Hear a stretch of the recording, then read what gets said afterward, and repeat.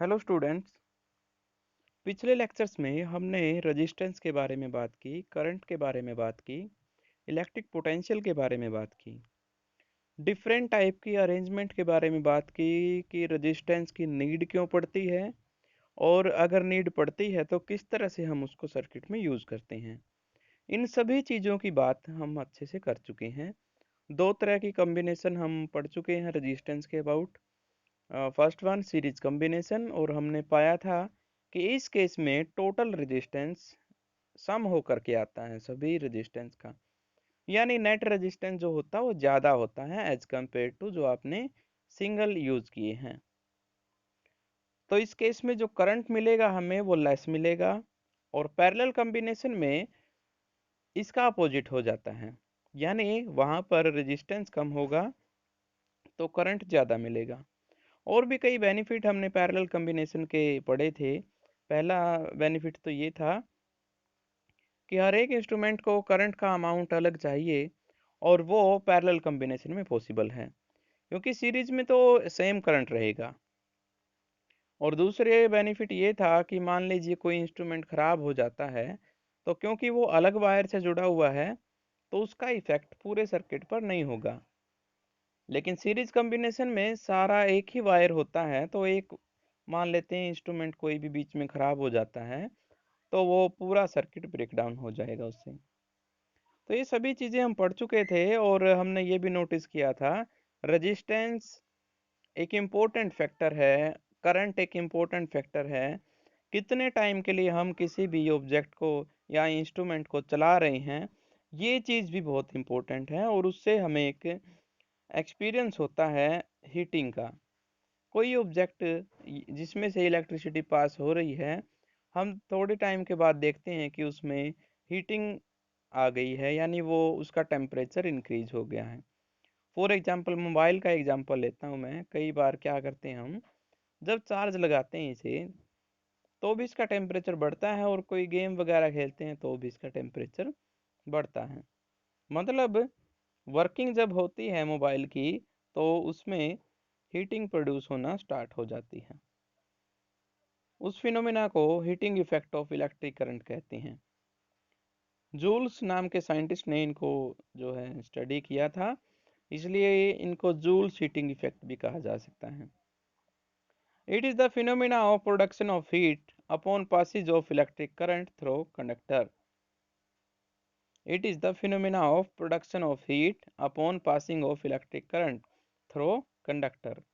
किसी भी कंडक्टर में से जब इलेक्ट्रिक करंट पास होता है तो हीट प्रोड्यूस होती है, और इसी प्रोडक्शन को हम कहते हैं heating effect of electric current. Basic phenomena मैं बता देता हूँ। जब चार्ज मूव करेगा किसी कंडक्टर में से तो उस चार्ज को रोकेगा उसका कंडक्टर का एटॉमिक स्ट्रक्चर। एटॉमिक स्ट्रक्चर मतलब एटम प्रेजेंट है, एटम में इलेक्ट्रॉन प्रेजेंट है, और उनका कुछ फील्ड बनता है, क्योंकि चार्ज के चारों तरफ क्या बनते हैं, फील्ड बनते हैं, जिनके अकॉर्डिंग वो रिपल्सन भी होगी, अट्रैक्शन भी होगी, एनर्जी का लॉस भी होगा, और कहीं पर वो एकदम से एनर्जी इंक्रीज भी होगी। जो एक्स्ट्रा एनर्जी या फिर लॉस हुई एनर्जी जो रहती है वो कहाँ रहेगी, वो उसी कंडक्टर के अंदर स्टोर होती रहती है। और ये एक टाइम ऐसा आता है जब बहुत ज़्यादा स्टोर हो जाती है, जो हमें हीटिंग इफेक्ट की फॉर्म में फिर दिखाई देती है। मैथमेटिकली इसको समझ लेते हैं कैसे काम करता है ये।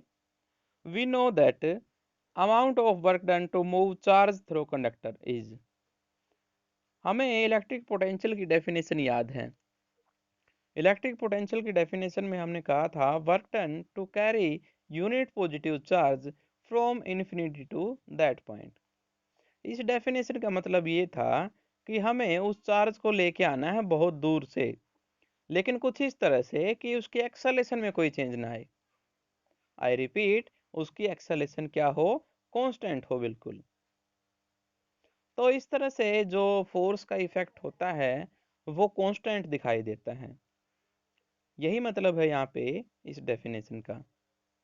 Work done to carry one unit positive charge from infinity to that point, यानी इन्फिनिटी से वहां आने तक फोर्स का जो अमाउंट है वो कांस्टेंट रहा है। तो यहाँ से V की जो फॉर्मूला बनता था वो बनता था W डिवाइड बाई Q। तो यहाँ से अगर मैं इस W को निकालूं तो उसका फॉर्मूला बन जाएगा V इंटू क्यू, और वो इक्वेशन नंबर 1 होगी। अब यहाँ पे हमें फाइंड आउट करनी है V और Q। अब हम यूज करेंगे ओम्स लॉ का। ओम्स लॉ कहता है कि V जो होता है वो IR के इक्वल होता है। तो यहाँ पर जस्ट पुट कर दीजिए इक्वेशन नंबर 1 में। ठीक है, और उसके बाद Q के लिए देखते हैं रिलेशन क्या होगी। I की हमने डेफिनेशन याद है, I is equal to Q divide by T, ये हमारे पास होता था। ठीक है, अब यहाँ पर नोट करने की बात जो है वो ये है कि Q is equal to I T हो जाएगा। अगर हम फॉर्मूले को फॉलो करते हैं, I is equal to Q divide by T, तो इसका मतलब Q क्या होगा, I इंटू टी। ठीक है, तो I की वैल्यू आ गई Q बाई टी, और Q की वैल्यू आ गई I इंटू टी। तो इक्वेशन नंबर 2 और 3 जो है वो इक्वेशन नंबर 1 में पुट कर दीजिए।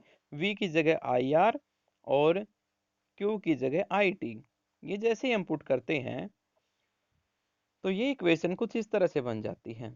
W is equal to I R into I T, W is equal to I square R T. ये इक्वेशन बन गई है, और ये जो वर्क डन है ये कन्वर्ट हो रहा है हीटिंग में।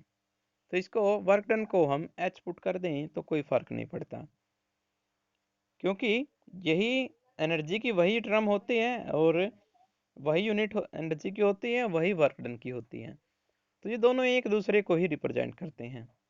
This is work done which is converted into heat. जो हीट में कन्वर्ट हुआ है ये उसके लिए डेरिवेशन है। H is equal to I square R T. तो according to heating effect 3 term हमारे सामने आती है। H directly proportional to I square, यानी जितना ज़्यादा करंट फ्लो करेगा सर्किट में से उतने ही ज़्यादा हीटिंग इफेक्ट शो होगा। जितना ज़्यादा रेजिस्टेंस होगा उतना ही हीटिंग इफेक्ट भी शो ऑफ होगा। जितनी देर के लिए इंस्ट्रूमेंट चलेगा ये उसके अकॉर्डिंग क्या फिक्स होगा, फिर इससे हीटिंग इफेक्ट फिक्स होगा। तो ये सारी चीज़ें किसके बारे में थी, heating effect of electric current के बारे में। कल हम जो रिमेनिंग पार्ट्स है इस चैप्टर के उनके बारे में बात करेंगे, और कुछ क्वेश्चन आंसर और न्यूमेरिकल पोर्शन पढ़ेंगे इससे related. Okay, all the best.